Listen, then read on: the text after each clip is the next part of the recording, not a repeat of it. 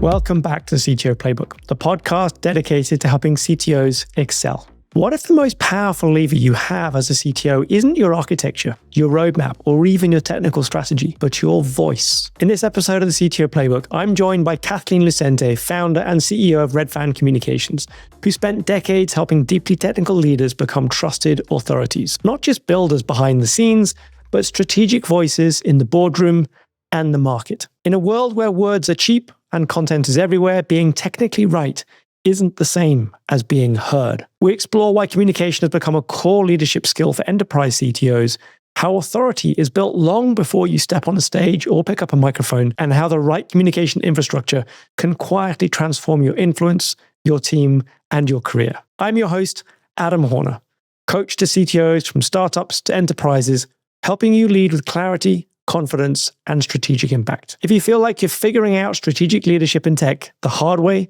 then you're in the right place. Go to thectoplaybook.com to learn more about creating your own playbook for your path at your pace. Let's meet Kathleen and explore her communication playbook. Kathleen, welcome to the CTO Playbook. Great to be here, Adam. Now, you spent a career helping technical leaders become trusted voices, and I want to explore a bit what that looks like for CTOs who want authority without turning into a full-time influencer.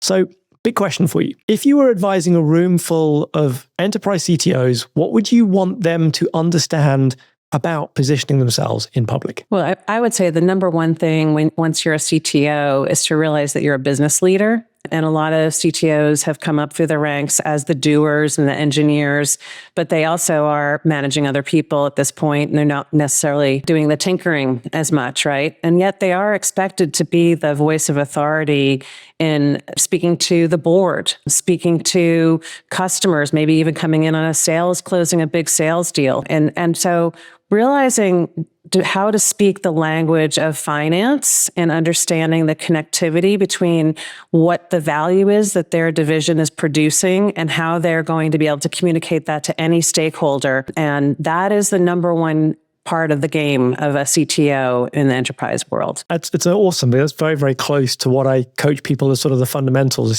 Speak the language of the boardroom, which is finance, as you say, and then understand how to deliver it. It's so important, isn't it? Absolutely, absolutely. And this is one of the challenges that CTOs face, right? I mean, you're really trying to also not live in a bubble, right? So you want to know your own company, the finances, what the concerns are of the C-suite, and how your relationships are with the different people on that C-suite, whether it's the CFO, spending time with that person, understanding what language they speak and what language you speak, spending time with the CMO and understanding what the language they speak, and most certainly knowing the CEO and the head of sales and understanding that your relationships with those individuals are going to propel you career-wise, or they're going to dampen your career if you don't establish relationships and understand that you speak different languages, but that you can come to the same conclusion. Everyone has their eye on the prize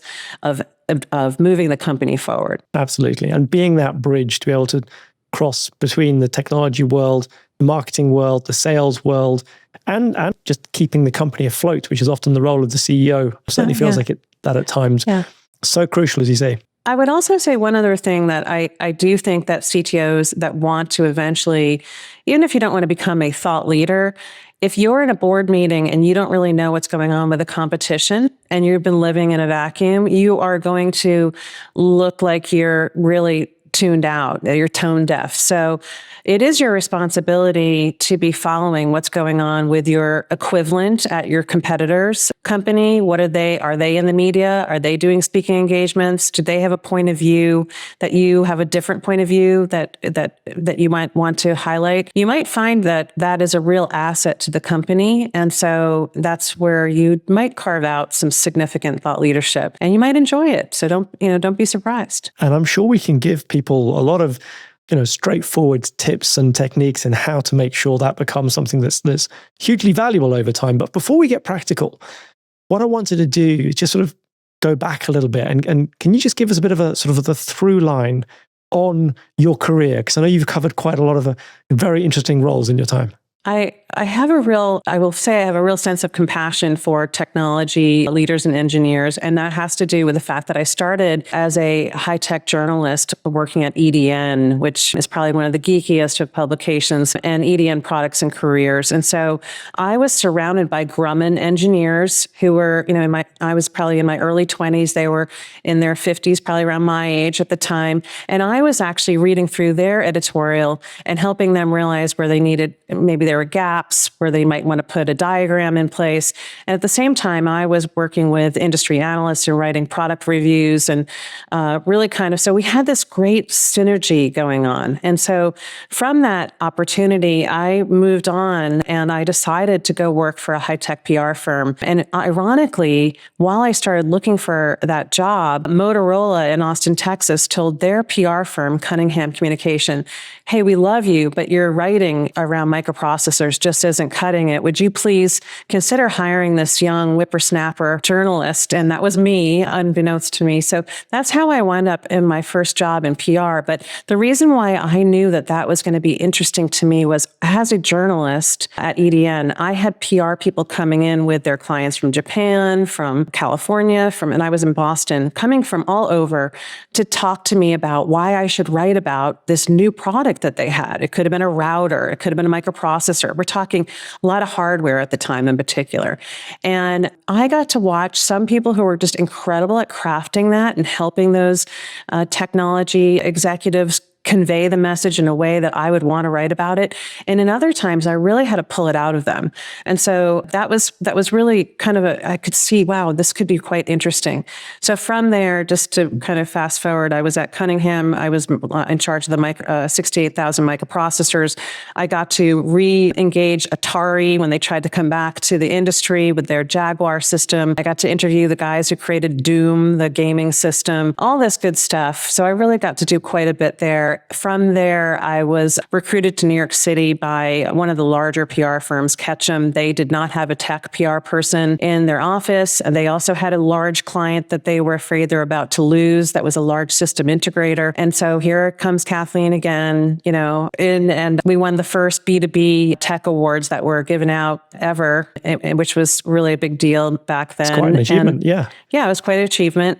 They had told the client that we were going to win the award before we won it. So I had quite a steep, I didn't know I was signed up for that, but we won it, which was great.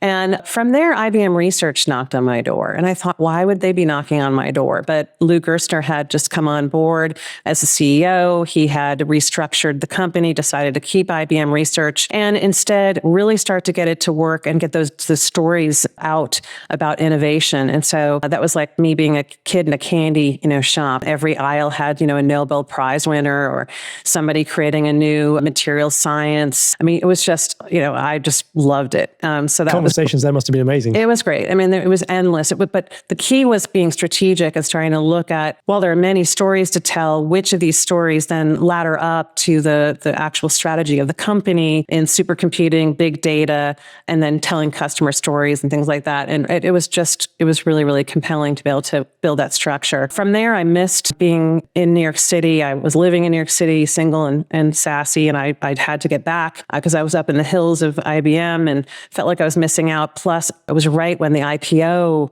world was really starting to pop. It was the .com era. And so, I had to throw myself back into that. So I went to a small PR firm in New York City. It was a high-tech PR firm, and I was bringing companies public and working with VCs.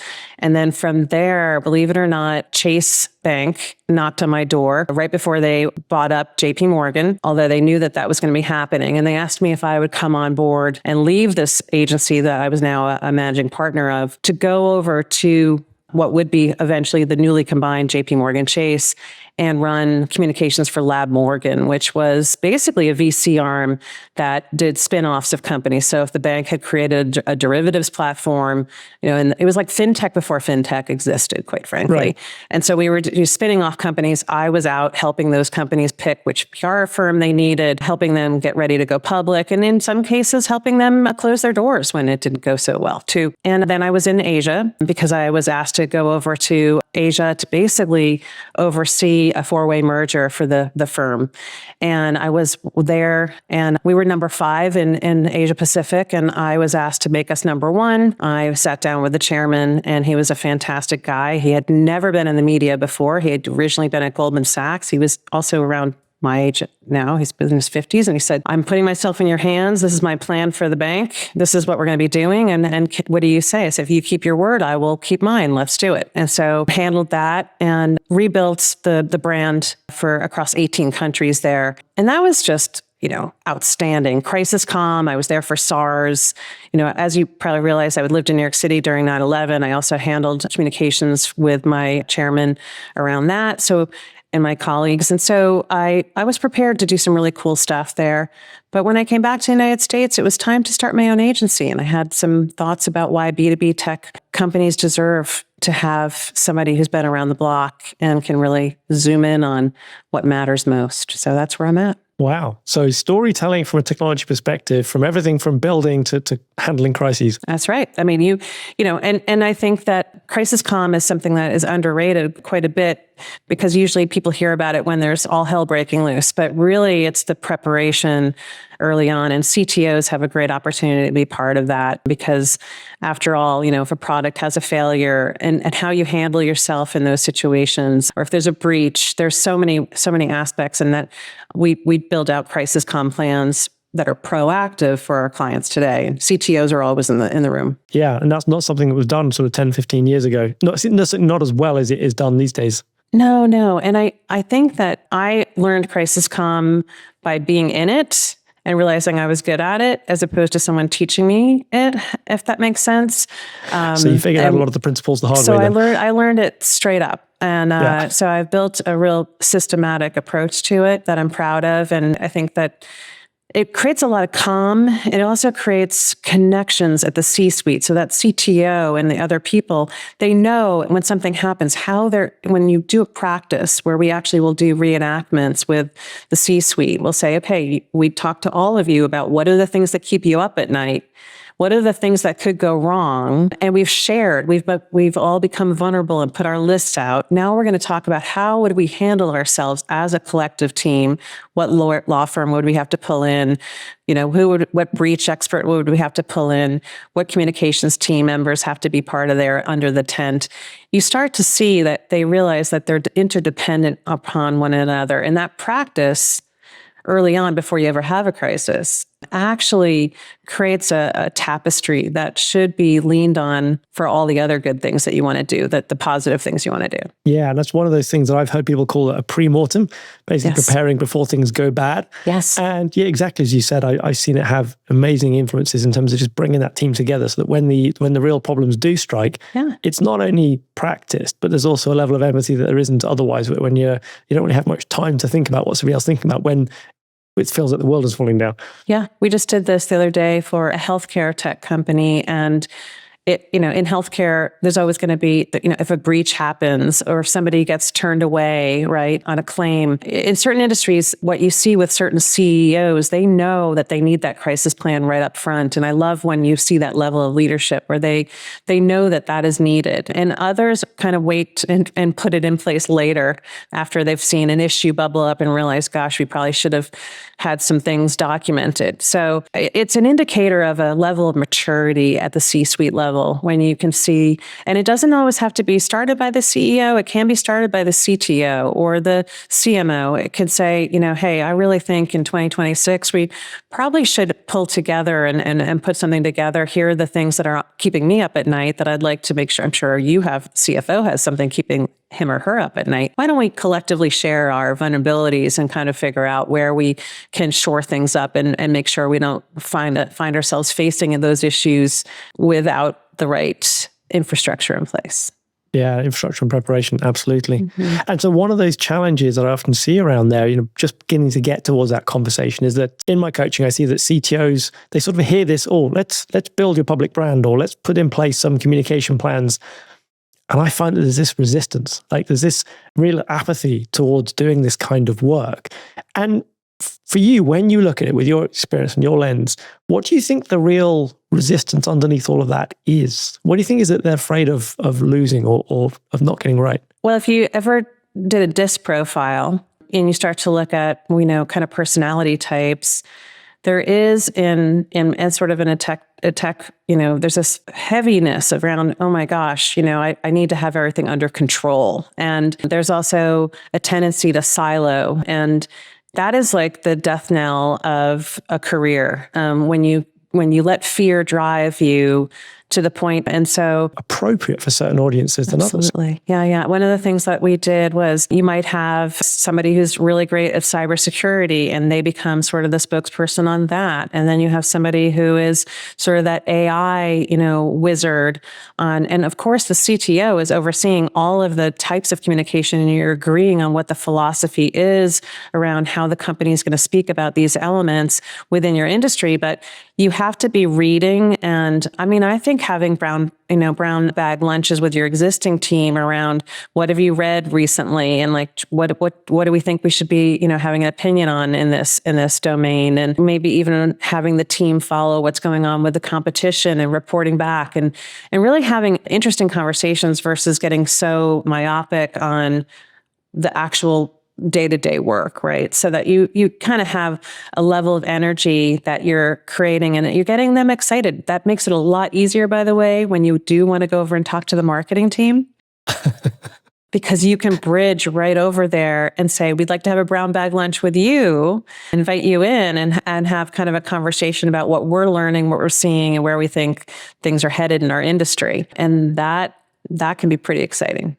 Yeah, a very natural method of content creation there. Mm-hmm. Yeah, well, that way you're not on the spot. You're already doing the work, and it becomes more natural. It's part of sort of the DNA of the CTO's team that we do our reading. We're aware of what's going on. That kind of thing. Excellent, and all of those are great tips. But I think one of the other things that people have with this fear is this idea that something might go wrong. I might say the wrong thing. I might take a wrong approach to things, and without wanting to sort of double down on that, I think it would be interesting to go over some of the things that you've experienced where communication has gone wrong. Partly to provide a little bit of amusement and good lessons, but I think also because almost all of the times when something goes wrong in communication, there is a way to recover, isn't there? Well, I certainly think so. I think that it's interesting when it comes to CTOs. I will say that the only time I see CTOs and that team get in trouble is if they're not prepared, if they get out in a press interview and they weren't properly prepped with, what are the offhanded questions that could come in that you might get caught off guard on, and how would you respond to that? And I think that having a good PR team that's going to prep you for those things is really, really important. So, not going off and just taking interviews or answering the phone if a reporter calls and just taking it, saying, hey, what's your deadline? Let me get back to you. And then sitting down with your public relations or your communications professional to say, this person called and I want to, or I got on the phone and I said a few things, but I said, hey, for a formal interview, I'd like to make sure we do it the proper way. I think that the reality is that once you're out in the public and you're talking and you have, a business card, everything you say is quotable, whether you're in an elevator talking to somebody, it's all on the record. And so, this is the role of a CTO. Once they start stepping up and they're out in the public, they could be at a cocktail party during Christmas and say, I think we're going to launch X next month. And they shouldn't have said, right? So yeah, you're never off the clock from you're that really perspective. never off the clock. And so I think that when people get in trouble, though, it's usually based on ego. And that's usually unfortunate. I have seen some CTOs who really get too enamored with the press and actually want to, get in the Wall Street Journal. I've seen a CTO who invited a reporter into his office for a meeting without any supervision. And he went off and did, an interview without permission from corporate. And when the article came out, he was escorted from the building because he should have known better. So that's something you don't want to do. So there is a process for how you do things. And that's not to scare people, but that is, somebody who was out for, I guess, his own print Agenda. and he was not in line with what was important for the company. And so I guess the big question is step all the way back and ask the question, why are we doing this to begin with? Like, why does it matter to be a strong communicator? It's really about, being a great communicator and leader to your existing team internally. It's about being a great advocate within the company and communicating to the larger employee base and being someone that people can trust, can converse and communicate at different levels to non-technical as well as technical people.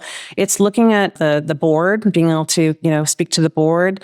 You don't want that. You want to be you want to be able to communicate and have people go, wow, thanks for coming in. That really helped add clarity. Now I can speak better to this. And when you are an advocate of helping to educate people and you are doing it from the right place, it's all upside. I really rarely see tech people get in trouble for that. That is just not, if ego gets in the way, that's the real time that you get in trouble. Yeah. Okay. So avoid the ego. Make sure you've got a professional with you, whether that's somebody in marketing, in PR, somebody who can basically help with the process, and you shouldn't go too far wrong by the sound of it. Yeah, and what you traditionally have is, what we create is sort of here's our, what we're willing to say about these topics, right? And so you can go to your head of marketing and say, I often get asked at conferences about what is our opinion about AI in our industry, and here's what I'm willing to say. Is this approved, right? Is this approved, right? So it's worth kind of going down that path and saying, I want to make sure that if we're going to be at a conference, because people are going to ask you questions, that you do that homework and you say, I know these are the top 10 questions that people are going to ask me. I want to make sure, even though it's not the media, it's as good as the media because it's a client, a potential customer or a competitor coming, or an analyst, industry analyst who floats by and says, hey, so is it true that, this is happening? Oh, you need to be ready. That's your job. And from getting it wrong to getting it right, have you got some examples that you can show as more aspirational this time, hopefully, where the CTO's voice becomes an advantage internally, externally, but where it literally opens doors, changes future? Such a great example. I mean, I have a couple of examples. I have tons of positive examples. I would say I'm going to use Q2 again. When I went in and interviewed, I was doing their brand narrative, and I went in and interviewed the entire C-suite. And what I found was I went back to the CEO and said, that your CTO is an incredible communicator, and he's able to communicate at very different levels, which is fantastic. And so if we're going to do industry analyst relations, I would love to bring him into that so that he can actually do the briefings with us. And they went extremely well. Then we brought him into the customer conference, and he was speaking to customers, and we saw customers just were eating it up. They couldn't wait to get more. And then we found that there were some big sales conversations happening where the CTO at the other company was getting brought in, and we said, why don't you bring this CTO into the sales conversation? Because then you have CTO to CTO speaking versus sales talking to a CTO, and then it feels a little bit more, native, if you will. We're speaking at the same language, and he was able to, help close a number of deals. Now, he can only have so much bandwidth, but we selectively were using that. And then it came time when they were going public. We found that, in particular, getting byline articles out were really, really important, because when you're going public, you really want to make sure that you're controlling the stories. There's only so much you can do. And so we were really getting byline articles authored by the CTO in all the major trade publications. And so we were able to use this time really effectively by getting those written and getting them placed. And he wound up kind of creating an incredible map, if you will, there. And then the final thing, which was fun, was once again, a South by Southwest was coming up, which is a big conference in Austin, Texas. And you have people who are flying in from all over the world, right? And they were trying to recruit programmers. And we said to him, well, what if we throw our own event? And he said, wow, I've got these guys that are coders, and they are in a rock and roll band in California, and they're really well known in the tech industry. What if I bring them to the party? We said, sure. So we actually created an event, and we had pedicabs coming from South by Southwest and if you gave your resume to a guy that had a Nerd Carnival t-shirt on, you got invited to this party. And then once again, He hit all of his recruiting requirements without using a recruiter at all. So the CTO became a rock star in terms of recruiting. He became a publicity, master without even like having to, do very much in other than using his network, which was a fantastic, authentic network. Yeah. And, that kind of is just a great trajectory of he was authentically being himself, and we were able to leverage his capabilities as a communicator, as using his network. And, it was great to ring the bell with him at the New York Stock Exchange and help him get his tie on properly, for that with a bunch of other executives, get ready for the ringing of the bell. So great culmination of, baby steps, but just natural. And really a great example of somebody who even today is still doing a great job writing and communicating and understanding that role in really effective ways for the company and for literally himself. Creating value by going through the sales process, saving money through making the recruiting costs simpler, and getting to the point where the IPO happened with improved communication. I mean, that's quite a role model. All of those things right there. Yeah. And I think he also went on to, because recruiting was so difficult, they created a coding academy, and they brought in people who didn't have engineering degrees to learn how to code. And if you graduated from the program at a certain level, you would be put in a pool to potentially get a job at the company. And if not, you still got a certificate, and you were your career was retooled, and you could go out and show that you had this coding capability to get jobs elsewhere in a very lucrative tech industry. So very, very innovative. Now, for those people who are not quite aspiring to that or slightly scared of that, because one of the things I've seen work is working through or getting communication to go through somebody else. So I, at one point, had a DevOps engineer who absolutely loved speaking on stage conferences. And just like you said, it became a bit of a recruiting engine where the conversations that he had afterwards, he'd meet people who we eventually hired. And obviously, he didn't have to spend anything in marketing or in recruitment agency costs for those. So for those CTOs who don't want to be the face, how can they build a bench of voices without creating chaos or mixed messages or crossing lines? I've seen this not just with CTOs. I've seen this with CFOs. I've seen this with CEOs. I think that some of the strongest communicators are the ones that are working underneath the C-suite, right? And so if you're building out your team and you understand the organizational infrastructure that you need to build that will map to the direction of the company, you can start to look at, well, what are the thought leaders within my group that could really be the individuals, the up and coming stars on my team? And how do I foster that? And there's ways to actually build that out. I mean, it's once again going to the very top and understanding what are the goals of the company and how can my team help to support those goals, not just in the technology we deliver and that, but how do we, if we're a technology company and we want to showcase some element of that, how do I get my team to be structured? How do I hire? If I don't want to be the primary spokesperson, then I need to hire differently as well, probably, right? And look at the talent I already have, as well as if we're expected to be, fintech experts. Am I hiring somebody from Q2 or Fiserv or somewhere that has that on their resume that can say, okay, this is where my background is, right?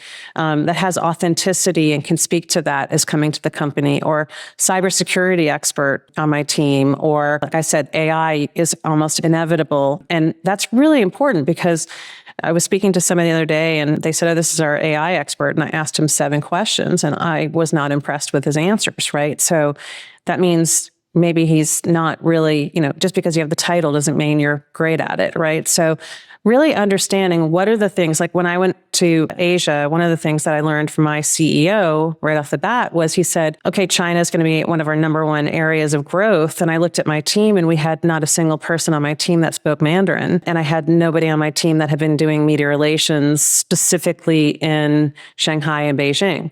So of course, when I looked at my team, I thought, okay, well, if this is I need to hire somebody, or a few people that are going to that have that experience. I'm not going to build them from scratch. I want to also show the C-suite that I'm not just, I'm going to put somebody in place here who can hit the ground running and really support our goals.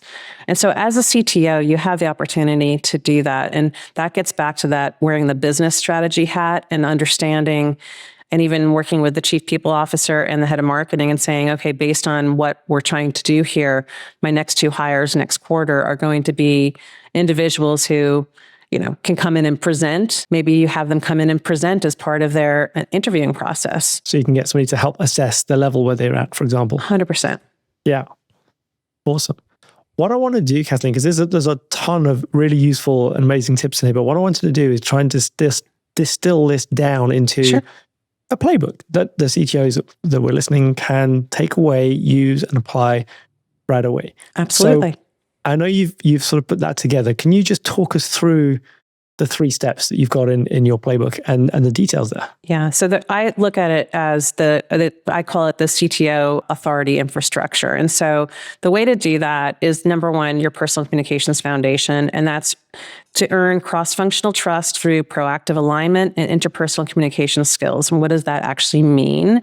Is how am I a role model as the CTO within the company and to my own existing staff, right? So, and that takes vulnerability, by the way. It takes vulnerability to kind of say, hey, to my existing team, how do you feel I'm communicating with you? Or even to the C-suite.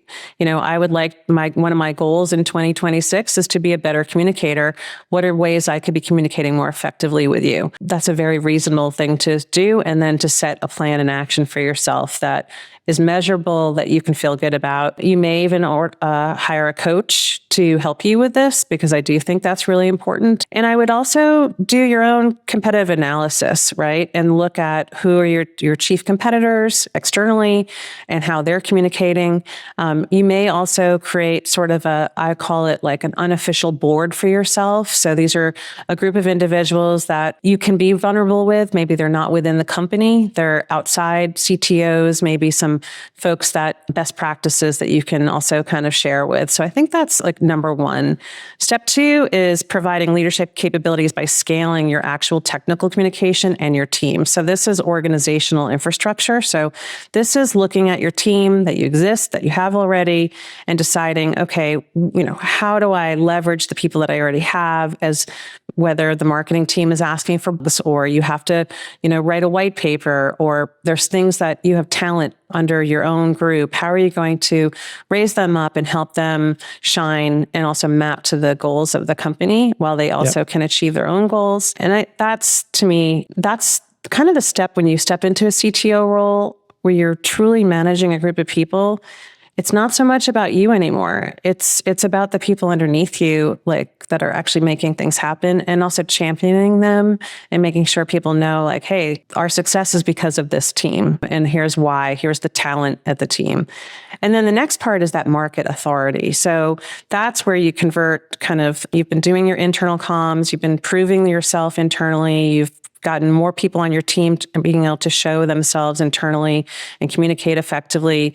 You've started to showcase that you can speak to the board on your own. Maybe you've been asked to put some slides together for the board meeting, and you're also putting the speaking points together, and maybe you're invited into the board meeting versus just sending the slides over. That starts to show you are now kind of hitting it big. You're starting to move up the chain. And this next step 3 is market authority. So converting external recognition and 10 times more. Like, you are now writing byline articles. You're sitting down with the marketing team and understanding, how can our work convert with you? How do we tell great customer success stories together? How do we bring our technology to life, maybe in a podcast or a blog? In those ways, maybe how do we help our customers understand what we're doing? How can the tech team actually do a better job of doing that? And create that partnership. And so that's when you start to maybe decide how big you want to go, right? Every company is going to be different. Every CTO is going to be different. It might be just enough that it starts to make a big difference. It might be you decide that you love going out and doing speaking engagements, or 2 of your other people on your team are going to do speaking engagements. And so you're at customer conference, you're getting invited to places, and you're out and you're more now a megaphone externally as well as internally. 3 steps. So personal communications, organizational infrastructure, and market authority. But it starts at home. Yeah. And that market authority is something that is, as you say, the culmination of the other pieces. If you haven't done those first 2 first, it's much, much harder to put together something that lands convincingly and authentically when you start communicating externally, because there's thousands of channels that we can use.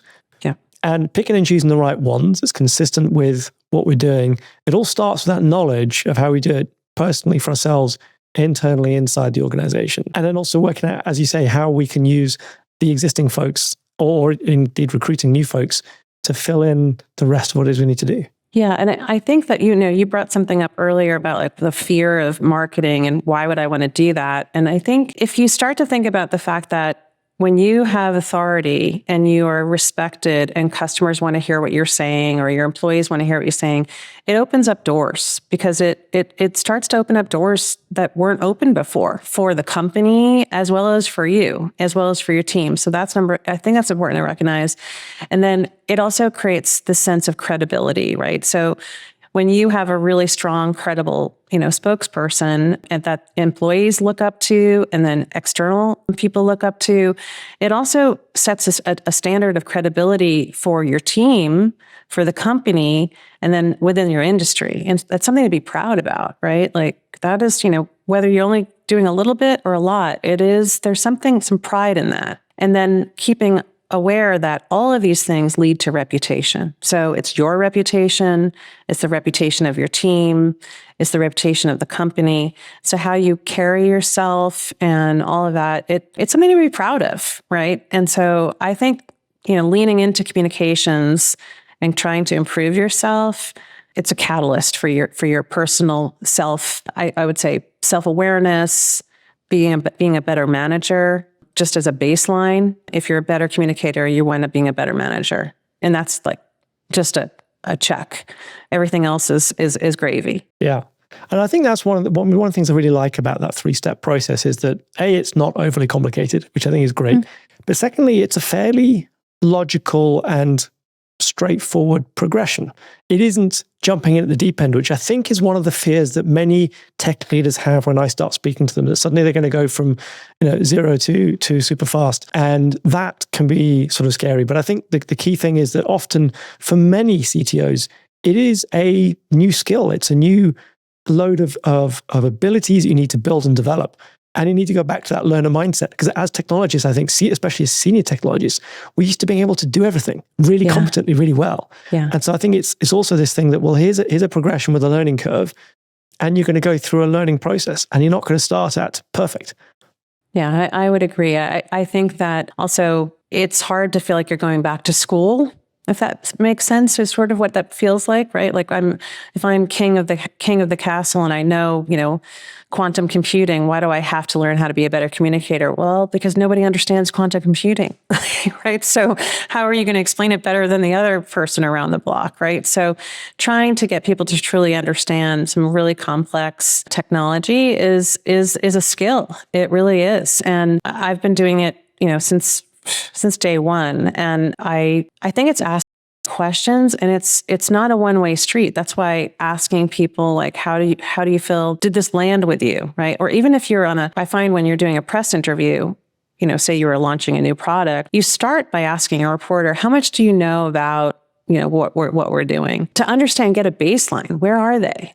So you can decide, well, where am I going to enter onto this conversation so I don't go straight into speeds and feeds, right? And so this is kind of, I find it's really, really rewarding there is some gamification to it if you like looking at things from that perspective, right? And it's not to be cheeky. It's more about, who am I speaking with and how do I switch, right? And that's really important to do. Even top executives should take 20 minutes before meetings to kind of say, okay, before I go into this next meeting, who am I talking to? How do I reset, myself and make sure that I, don't come out of one meeting breathing hot fire into the next meeting and not like reset on, oh, wait a second, this isn't the board. This is, potential customer, or this is an employee I'm, sitting down with for, coffee. It's like, take a minute and think about the audience. Always think about the audience. Yeah, I think that's one of the first things that I was taught again and again and again was, as you go into communication situations, it's who you're talking to. And if you don't know, find out from them directly if necessary. Yeah, it's important. I always think of Bob Denard. I got to work with Bob Denard. He's the inventor of DRAM. And he was at IBM Research, and I think he discovered DRAM in his 20s. So we wouldn't have computers today without, anyone listening to this podcast understands what I'm talking about. Not everyone knows what DRAM is, but we all do. So I had been asked to go find him, and because he was going to be entered into the Inventors Hall of Fame. And so by the time I was doing this, he was probably in his 60s. And he had not been talking to the press or anyone in a long time. I mean, he'd been talking to other engineers, but I really, sitting down and prepping him and telling the story of like the moment he realized, like, what was the moment that got him so frustrated with what his colleagues were doing in trying to solve a problem. And I was sitting with him and getting him to tell me about how he went home and he was just grouchy and he sat in his chair and he didn't feel like having dinner and he went and mowed the lawn. And then it dawned on him, like, DRAM is the answer. And he called his boss and like mapped it out on the phone. And, I had to pull this story out of him. It was like 50 years after it had happened. And it was so much fun. And he was so scared in his 60s to go talk to CNN. We weren't going from EDN. We were going directly flying to DC, so he then wound up doing a lot of interviews after that. And he wound up loving it. And he had such a pep in his step about, wow, I get to finally tell this story, because he certainly had gotten stock or whatever back in the day when he had done it. But he also got to communicate internally to all the other IBM employees. And they were so proud of him. And he really, got to see how important communication was and became a role model for many others. And what I found was when I first started doing PR at IBM Research, and I think it's interesting, I was having trouble getting engineers to come and want to tell their stories. They were not knocking. I thought they'd be knocking on my door saying, yeah, I've been waiting for you. No, that's not what happened. You had to pull the story out of each of them. I had to go around and find people and data mine these stories. And then what happened was I started getting press for these different, groups of engineers, PhDs that had invented certain things. Next thing I know, there was a line out my door. So you did eventually get the line out your door. I got the line out the door, but it took them seeing their peers become good communicators and realizing that I was not a scary person, that this was going to be okay, and that I was going to take care of them and make sure that they were good. And so this is about I had to build my own trust, right, with these, the department. And I'm so glad that I had the allegiance with, different department heads who helped me, meet the right people, figure out who was ready to talk. And then I spent plenty of time with them, prepping them and making sure that they felt safe going into those environments and to talk. And I sat with them, so it's a real joy to watch people excel in their career as strong communicators. And I hope that people listening realize that it's actually pretty cool. It's pretty cool. The joy is coming through in every word. Kathleen, if people want to join that queue, to have that conversation with you, the virtual door, what's the best way for them to get in touch with you and keep the conversation going? I would recommend that you come check me out on LinkedIn, of course. I'm pretty active there and I've got a newsletter there. And you can find me over at Redfan Communications, which is the agency that I run. And you can come, and Kathleen at redfancommunications.com is my email. So feel free to reach out directly. I'm always happy to connect. And we'll put those links directly into the show notes as well. Kathleen, it's been wonderful having a chat with you. Thank you very much. Yeah, same here, Adam. Thank you. Thank you for listening to the whole episode. I appreciate your time. So just before you go, I'd like to ask you for a favor in return for putting together this episode of the CTO Playbook for you. Please share the episode with just one person who will appreciate it. Wherever you're listening, whether that is Apple Podcasts, Spotify, Amazon Music, or another platform, sharing the episode will help more CTOs find the podcast and enable me to create more great content. Remember that you can find more information on the CTOplaybook.com. Thank you for listening, and I'll see you on the next episode of the CTO Playbook.